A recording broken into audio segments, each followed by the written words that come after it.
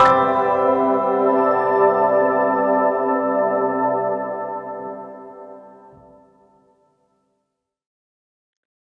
there, my name is Mary Corcoran and I'm a sociologist, and I've just had a paper published in Urban Agriculture and Regional Food Systems.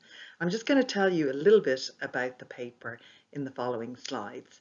You can see there the title is Beyond Food Apartheid, which was a term that one of my respondents gave to me, an exploration of civil society and the politicisation of hunger in New Haven, Connecticut. So I'm just going to begin by giving you a little bit of background. In the fall of 2018, I was lucky enough to receive a Fulbright Environmental Protection Agency scholarship in Ireland that allowed me to travel to the United States, and specifically to Connecticut, where I was affiliated with Ireland's Great Hunger Institute. And that was particularly poignant for me because it helped to link the work I planned to do in New Haven on food hunger back to the Great Famine of 1845-1847, which resulted in huge loss of life and indeed a massive migration from Ireland to the United States.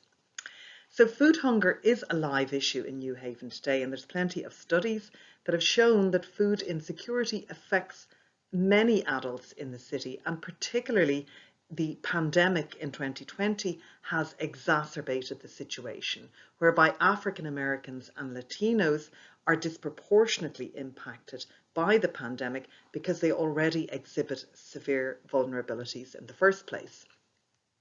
Now, since 2012, New Haven has had a Food Policy Council, which provides the community with a platform for a range of voices to come together and develop strategic responses to local food deficits.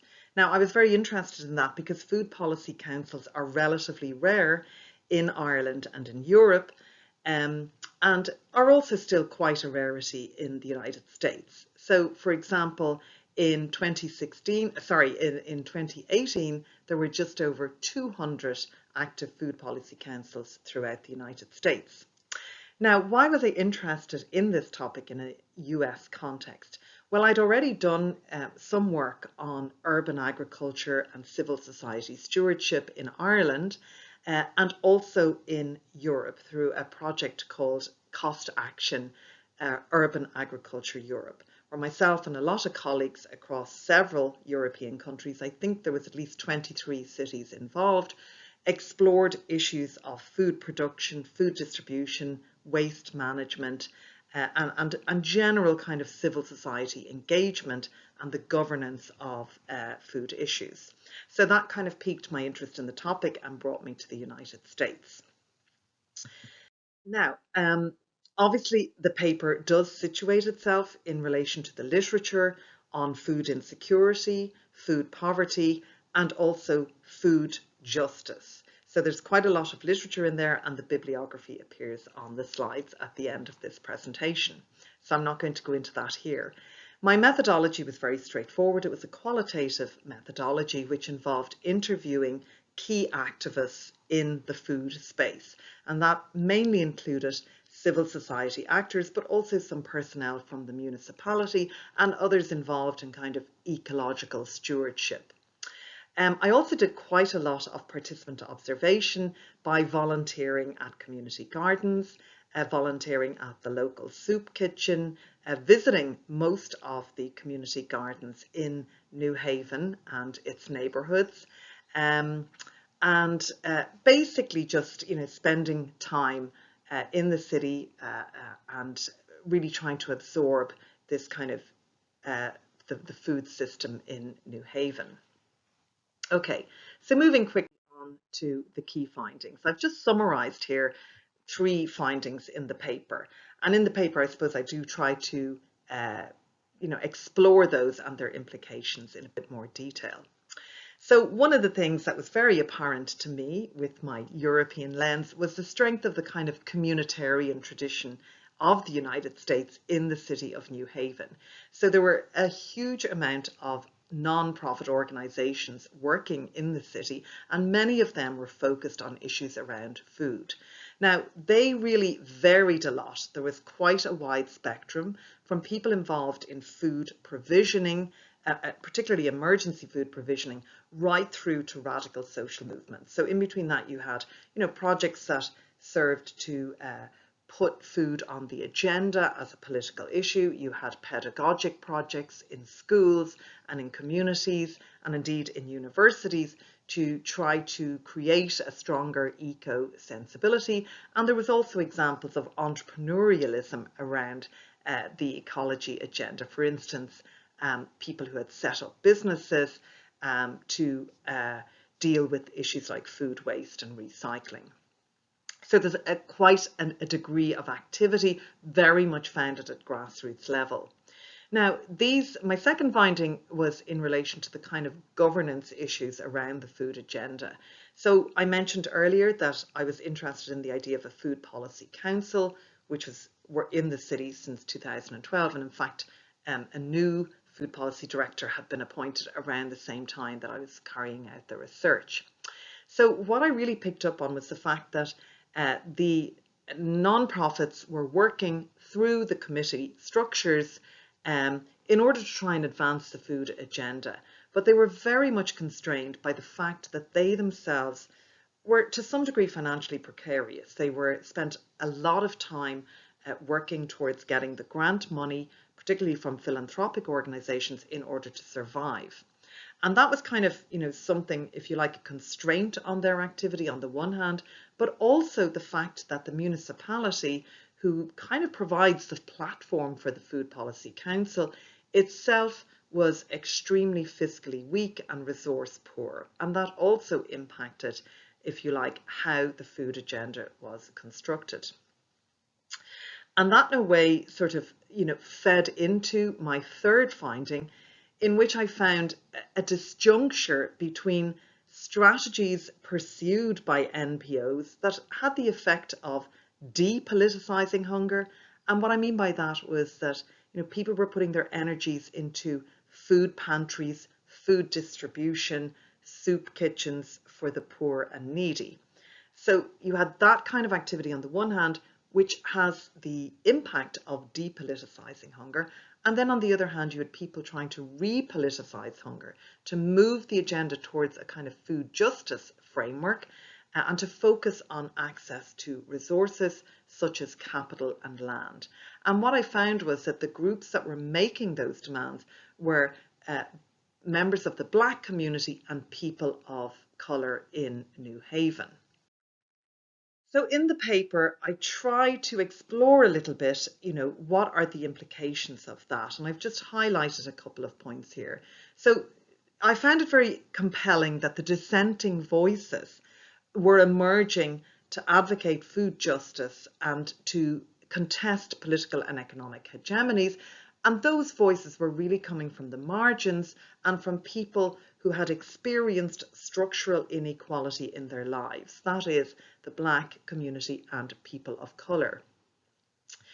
And the way that they approached it was to advocate for linking food growing, food consumption, food distribution and food waste within a different kind of framework. So they were rejecting, if you like, the existing social arrangements and arguing very much for a socially just and equitable, racially equitable framework.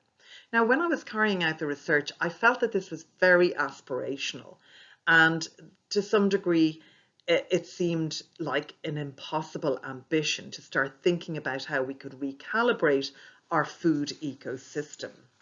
But in actual fact, what I feel has happened is that an opening has been created, or an inflection point has been reached, that in a way creates the possibility to advance this very agenda. And that has really come as a result of the COVID-19 pandemic and the impact of the Black Lives Movement. Now, I don't need to tell you that, of course, the resurgence of BLM in the wake of the killing of George Floyd created a huge kind of wave of awareness and of consciousness raising around the world, so in the United States and around the world. And at the same time, countries were dealing with COVID-19, and it became very apparent very quickly, but it was the very communities, Black communities, Latino communities in cities like New Haven, who were already marginalised, who were disproportionately impacted by the ravages of COVID-19. And so I think that the focus of attention very much has come on to these issues of racial equality, the notion that can we really afford to continue pursuing a kind of a cycle of extraction, accumulation, profit and exploitation, which in many respects has characterized the kind of political economy that we've seen in the United States historically. And so I think what I try to end the paper with is a different sort of vision of where we might be able to go. And I really think of this in terms of a process or an experience of dispossession being transformed into an experience of repossession. And there's perhaps 3 points in particular that I pick up on in the paper. One of the arguments that can be made is that land is a resource that needs to be put back into the hands of the people. And there are movements such as commoning, which are about holding land in common rather than having it always privatised. And we can already see the beginnings of that in the actions of the Land Trust in New Haven, which has taken over vacant city plots and made them available as cultivatable land for local communities. There's also the example of restitution practices. In 2020, the Justice for Black Farmers Bill was put before Congress seeking reparations for black farmers who had been disproportionately impacted by racialized policies in the past. Now, that bill didn't succeed, but interestingly, in President Biden's COVID relief package, there was specific funding strand directed at black farmers to help them financially in the context of the COVID-19 pandemic and beyond. So that shows a kind of a political opening where people have been knocking on a door, and it does seem to have opened a little. Second point I would make is that there is growing evidence that not just in the United States, but across Europe and beyond, that non-profit organizations are really pushing to place sustainability, environmental degradation, food waste and food justice on the kind of food policy agenda. So I think this issue is moving up the policy threshold. And NPOs are now well placed to capitalise on a shift in values that's already underway in the wake of COVID-19. So we've already seen some research that shows that people have become more aware of issues around food, around local access, around the idea of working with food as a raw material in which people can produce for themselves rather than always relying on convenience food. So I think there's been some consciousness raising there about the possibilities of repossessing land, of engaging in practices of cultivation, of really thinking about and reflecting on and taking action as collectives to bring about social change once we become aware of the provenance of the food we eat, and the possibilities that we ourselves can be agents of social change in relation to existing social arrangements. And finally, I just make the point that community-based activism also plays around food plays a very important point in cultivating connectedness around political challenges. And we really saw that during COVID-19. So in New Haven, Connecticut, there was a tremendous push to join up resources in order to provide an adequate response to COVID-19. We also know that mutual aid groups, which were very popular in the late 1960s, in fact made popular by the Black Panther movement, that mutual aid groups began to spring up in the wake of COVID-19, again to try to unite collectively in order to address pressing issues and pressing challenges. And I think that non-profit organisations are very well placed to really begin to challenge food apartheid by connecting in with other kinds of grassroots movements such as Black Lives Matter and such as movements like the Poor People's Campaign, which sought to bring the poverty the poverty issues more centre stage during the most recent presidential election. So I try to end my paper on a note of hope of where we might be going in the future.